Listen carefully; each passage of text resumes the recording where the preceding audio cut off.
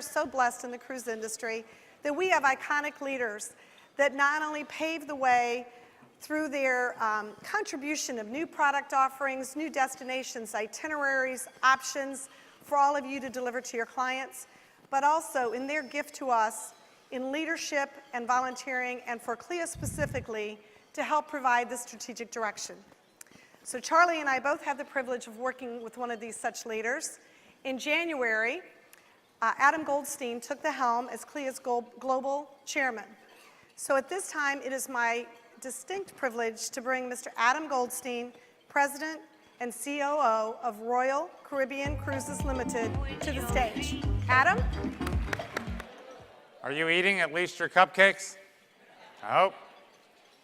So I don't know if Cindy and Charlie were expecting a tough crowd, but they made me practice this speech in New York, in Sydney, Australia, and in Miami before they would allow me to come in front of all of you.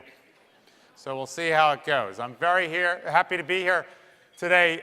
It's still April. I know we're close to May, but apparently, according to the rules of events and conferences, you can still talk about the prior year, at least until April 30. So we'll talk a little bit about the year that was, and in fact, we'll do that by video right now. So before I go on, take a look at this.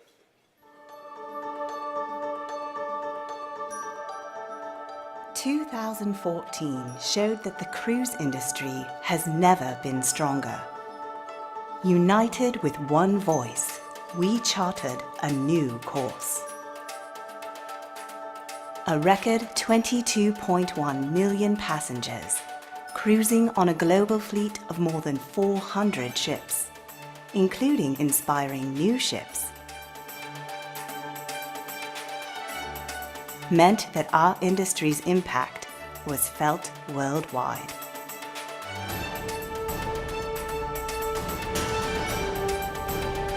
An impact made stronger because our leaders spoke with a unified voice. So clearly the opportunity is how do we move those who have not considered a cruise before to take their first cruise, because we know they will come back. In 2014, CLIA expanded its global footprint, becoming the flagship of the industry. I see China in the future as being the #1 cruise market in the world.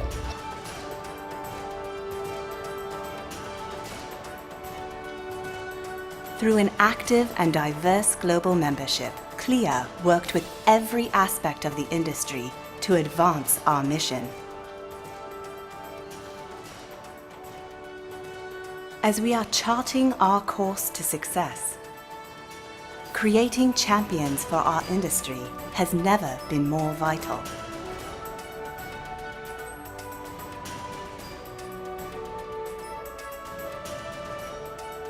From a revised waste management policy to evolved fire safety practices, cruise travel has never been more safe, secure, or sustainable. It's important that CLIA continue to communicate to the public that we take care in everything that we do as an industry, that we are constantly advancing our cause, doing continuous improvement on medical, public health, the environment, safety, and security. Important initiatives expanded the connections between travel agents and the wider cruise industry.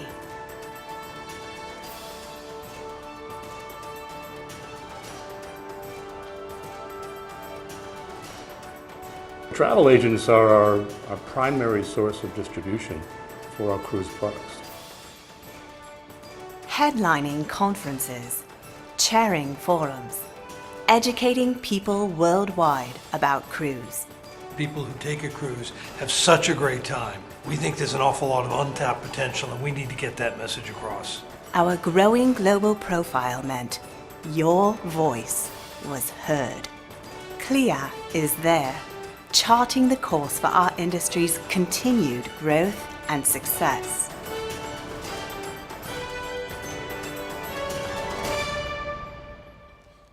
Okay, so it's been a pretty good time for the industry, although with challenges, as you all know, and we're incredibly happy that you would take the time as professionals to attend this event.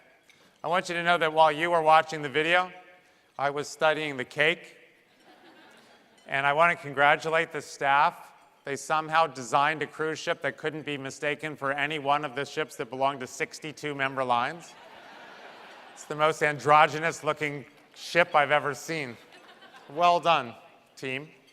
So, obviously you know that we're turning 40 because that's why we have the cake. So, it took about 5 years, apparently, for CLIA to start keeping statistics. I'm not sure what they were all doing the first 5 years, but by 1980, they started to track what was going on. And so there were about 1.4 million cruise customers in 1980. The industry consisted of about 41,000 berths.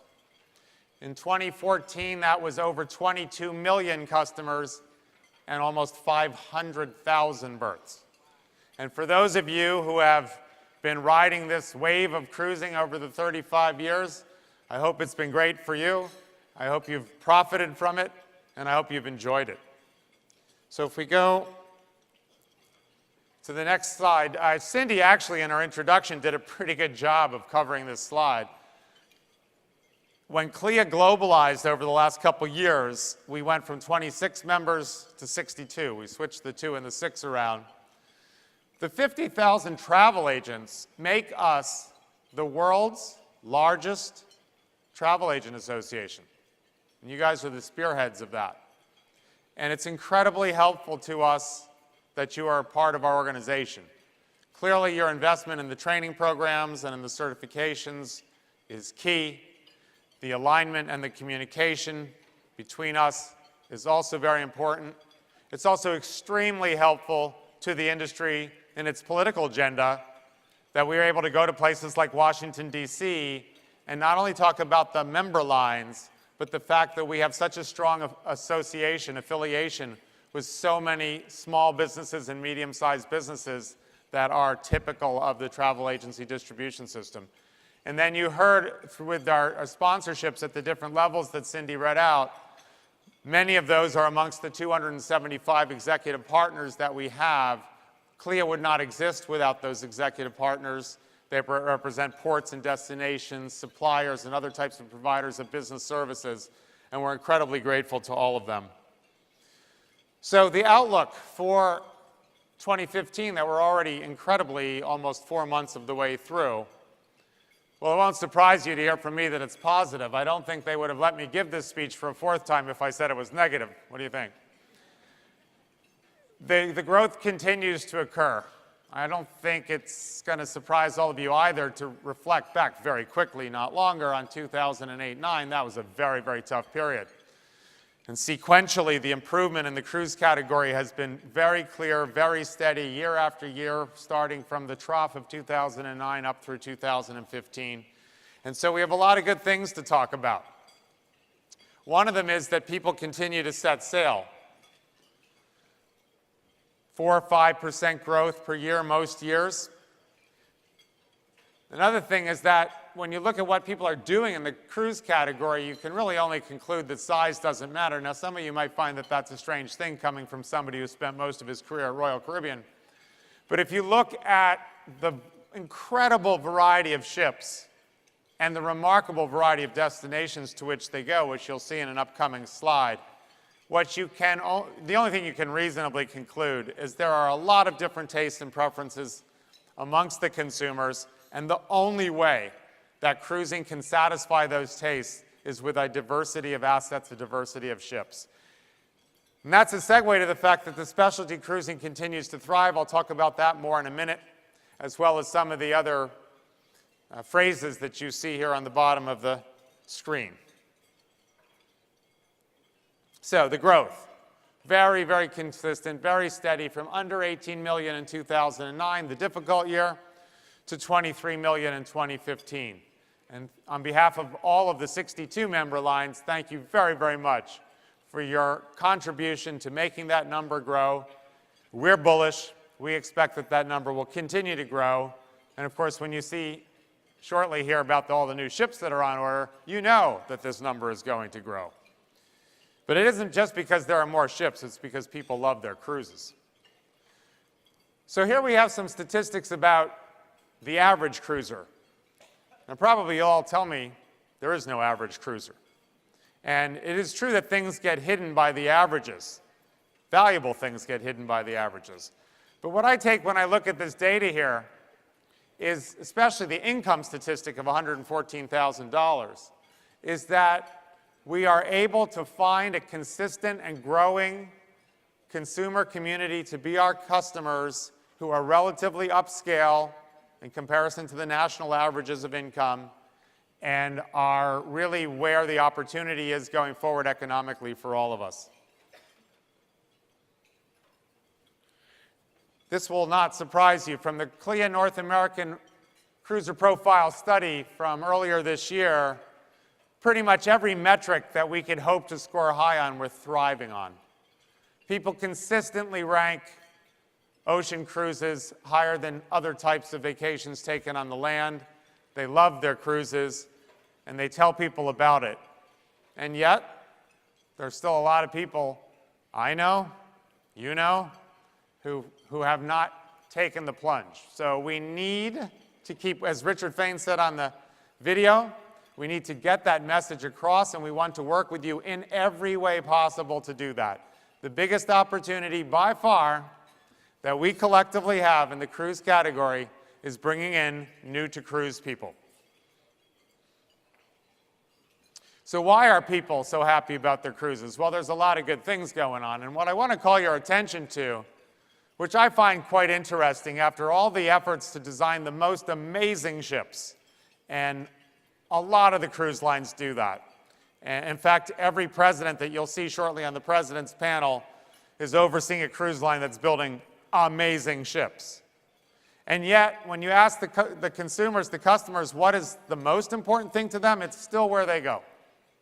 So don't ever let anybody tell you that despite the fact that cruise ships can be, in a sense, destinations to themselves, that the real destinations aren't important. The real destinations are critically important.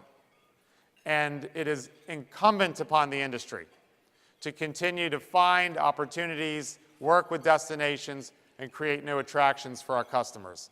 But there are a lot of great things about the cruise, onboard and offboard, that keep people engaged and coming back to us. And you see that here. 2/3 of all of our segment, of the segment that we're targeting together, are interested to take a cruise in 3 years. So we have to activate that interest into actual cruising. Over 60% of cruisers are taking virtually 4 cruises on average. There's a very fertile past cruiser community that continues to supply us with a lot of our customer base, and if we can keep them engaged while we add new to cruise, we're all going to be in great shape. As I said, size doesn't matter, so that might surprise you, but look at some of the ships. Big ships, medium ships, and lots of riverboats and small ships. There's investment going in all directions that fit in with the wide variety of consumer tastes. And this is going to continue to be the case. Here's another set of ships, including some really cool riverboats, as well as some of the big ships on the top. So huge variety, huge investment, and you can see that here on the table. Looking forward through 2020, this is an interesting time for shipbuilding. The orders that have been made are further forward than we've ever seen before. So we can actually see now out to 2020, believe it or not, where there are already orders that have been placed. And you see that there are 55 ships already on order for delivery this year up through 2020. $25 billion worth of investment in what you do. The opportunity for you to prosper in this sector is enormous, and obviously your being here means you care about that. And I want to call out again the specialty cruising. The CLIA Specialty Cruising Collection is thriving.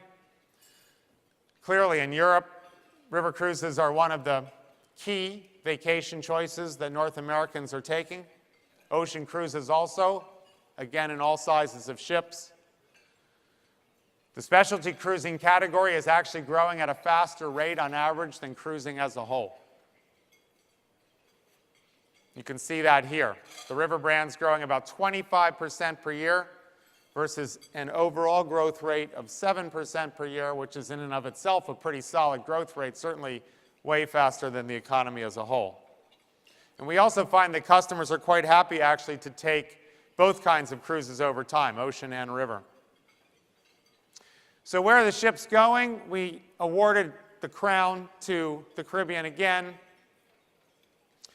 And for the foreseeable future, the Caribbean will continue to be the largest sector in terms of deployment destination. There are 40 or 50 cruise ports in the Caribbean alone that keep CLIA's sister organization, Florida Caribbean Cruises Association, plenty busy. If you put the next two bars that are Europe together, you get 31%, either in the Mediterranean or elsewhere in Europe, so that's obviously critical, as you know.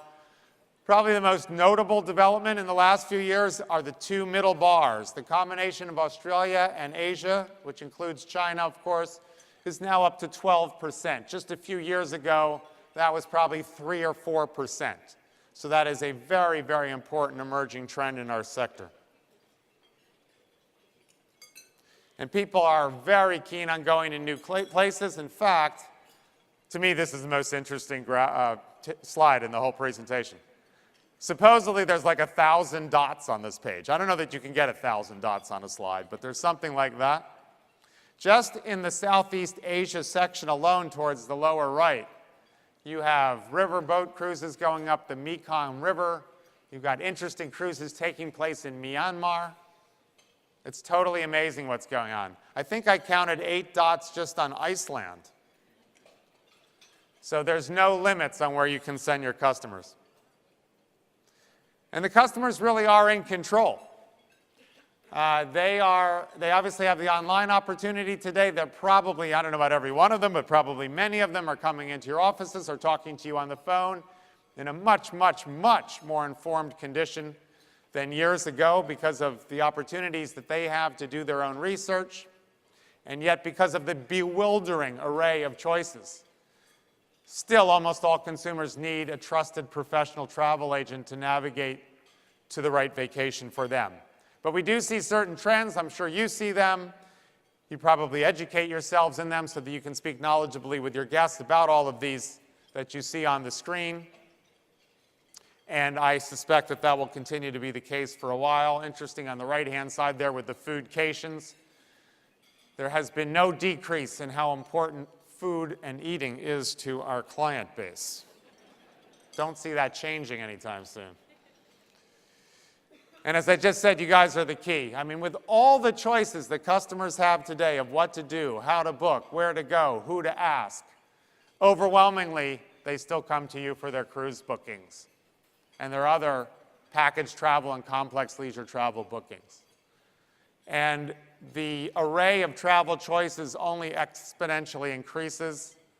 So it's really hard to see that the consumers are going to reach a general comfort level that they know how to do, what to do, where to do, when to do by themselves. Some will, most won't.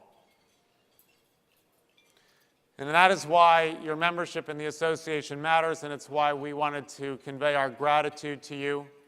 It's why we've also worked so hard on the individual travel agent value proposition that I hope all of you in the room will take advantage of this year and in the years to come. There are a lot of member benefits that have been injected into the equation in the last 12 months that are better than ever before. Every single North American-based CLIA cruise line has contributed to the member benefits. We're absolutely thrilled about that, and we think that that's a very good sign for the future. So in summary, the industry is doing well. Your contribution to our welfare is critical. We hope our contribution to your welfare is critical as well. There's a lot of different trends emerging. There's ample opportunities for you to focus, specialize, and succeed. And we certainly hope you will do that, and we hope that this conference will benefit your ability to do that.